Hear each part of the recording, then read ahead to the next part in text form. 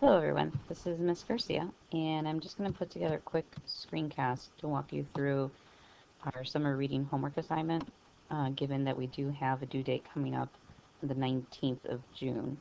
So I'm going to start with the category 1, which is the New York Times Room for Debate. So what you're going to have to do is you're going to have to choose a minimum of 3 topics after going to the Room for Debate link. So I'm here, and what you're going to want to do first is go ahead and log in with your subscription that the district has generously provided to you for you to use during your summer reading homework. So I'm just going to use my login, and you should see your username up there. And now just going through this page, if you haven't had a chance to peruse it yet, what it is essentially you have a topic and you have different people, not just journalists, writing and responding to the topic and obviously giving their opinion on the topic. So just to look at the first one that is on for tonight, it has to do with the Affordable Health Care Act that's going on still currently. And as you just kind of skim through, you can see that we have a short little introduction, kind of giving you a brief introduction into what the topic is.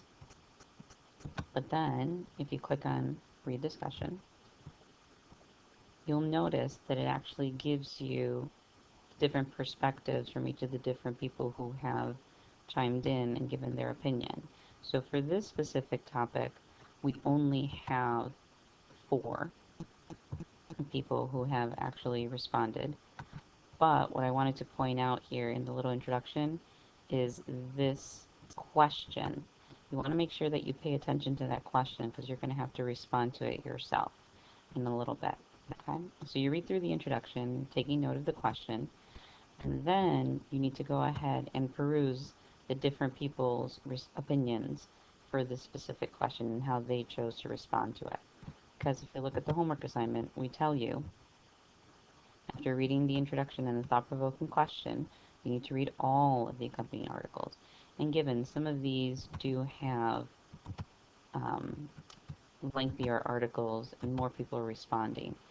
For example, I was skimming through earlier and I saw this one that had to do with nail salons in New York City, which has to do with free market.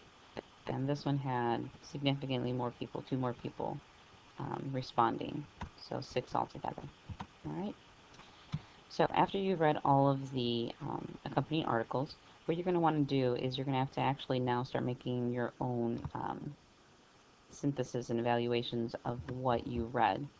So you're going to have to create your response where you tell us, of the people whose opinions you read, which did you find to be the most logical? And then you're going to have to provide evidence from the articles and give us proof as to why you felt that they were the most logical. Likewise, you're also going to want to do the opposite. So if you look back, you're also going to have to tell us which ones you found most fault with. So which ones did you kind of feel that while they were trying to prove their opinion, they didn't exactly do it? Why do you feel that they didn't necessarily do a good job of supporting their opinion? Alrighty? And again, you need to make sure that you support your responses with evidence from at least 2 articles. And notice we say specific evidence.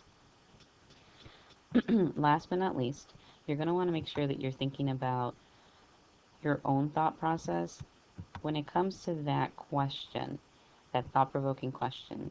You, as a student, what do you feel you would still need to find out and research in order to be able to provide a good answer to that thought-provoking question, which these people tried to answer? So we understand that you are not an expert when it comes to the specific topic. So just thinking ahead, what additional information would you need to research before you'd feel comfortable responding to this question as they did? And that's essentially what we're asking you to do for this first part, Category 1 of the New York Times Room for Debate. The next screencast, I'm going to go into where all of your responses are actually going to be housed and how you transfer those responses into our discussion group.